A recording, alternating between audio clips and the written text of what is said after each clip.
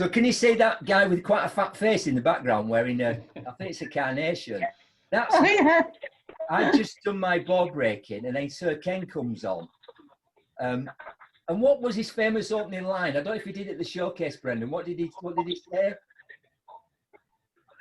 He said, "I've just had lunch with Paul McCartney," but I'm not sure he had lunch with Paul McCartney at that point. He came on and said, "I've just had lunch with Paul McCartney," then walked off. And then came back and go, because, you know, how can you follow that, right? And he was just the most awesome speaker on stage. Just gifted. So here's a guy who wore his intellect lightly. You never felt in his presence like small and unintelligent. Do you know what I mean? I think that's a real gift, that. And his timing. So he'd come out and people had read his bio, you know, he's professor of this, whatever, is over, you know, and he'd come out and he just had the time of a stand-up, but he didn't notice he was being funny. So he'd tell a joke and then he'd go, "Oh God, that was really funny." And he'd laugh a moment after. In fact, it was so funny, he genuinely, somebody laughed so much they fell off the chair. That's true, isn't it, Brendan? But you have to stop using that in his introduction because it sounds like a hard sort of standard to hit. The most watched TED Talk of all time. So if you want to see Ken in action, absolutely millions and millions of views. The most famous TED Talk of all time, if you've never heard of TED. So if you want to see Ken doing his stuff as a tribute to what a wonderful man, what a wonderful speaker he was, watch that TED Talk. But for me, the highlight was not Ken on stage, it was Ken off stage. So I think we'd done the Shard or whatever, or the Gherkin or whatever it is. And then I'd heard via Brendan that Ken was doing a gig in Bradford and he was staying in a hotel near Foster Square. So I rang Ken up and said, "I don't know if you know Ken, but as a sideline, I do this presentation mastery thing. And like, you're a god of speaking, right? You're the best speaker I've ever had the pleasure of sharing a stage with. And you're the most watched TED Talk of all time. Can I come and just chat to you about how to be a better speaker?" I thought I was quite good already, to be honest, right? Because I'd also won this European Motivational Speaker of the Year. But the trouble is, Ken had won it before me, like twice, I think. In fact, when we did that speaker showcase and we got the feedback, I'm going to say I came second to Ken. I might have come third. But I thought that's some great coattails to hang on to, is it not? Some great coattails.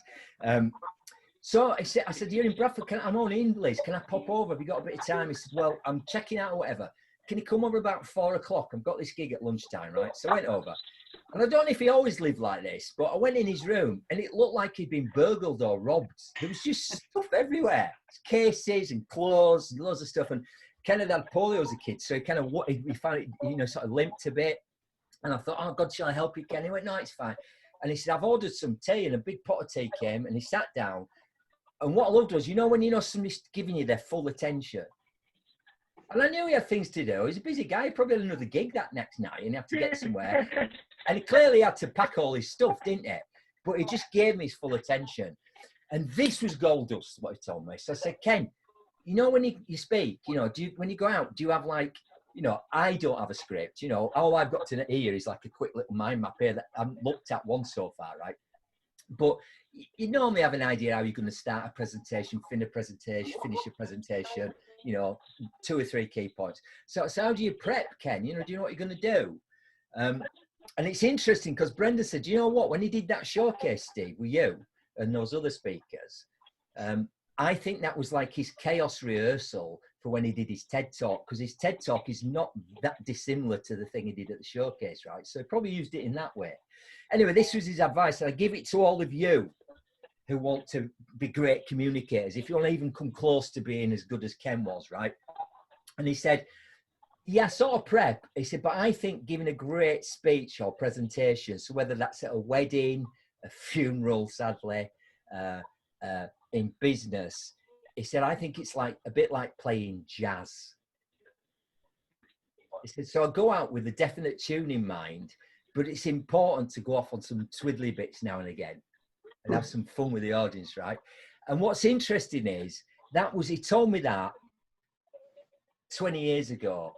And it's only now, today, actually, right, that I realise it just sunk in.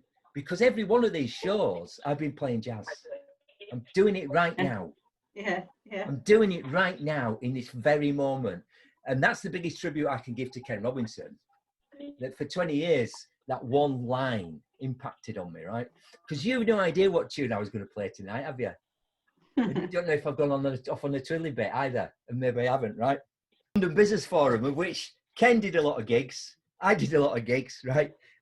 Inspiration in the Square. Couple of stories. So, London Business Forum, by the way, support London Business Forum, support your events industry. So people like Brendan, for years, putting on stunning, amazing events in incredible locations with incredible speakers like Sir Ken Robinson. And in this time of the chicken and doom, they need your support more than ever before. So go check out Sir Ken Robinson. You will not be disappointed. It's such a sad, sad loss. And he was an even bigger man than Schwarzenegger. He's an even bigger inspiration than Schwarzenegger to me. And he was even more magnificent off stage than he even was on it. Thank you. And good night.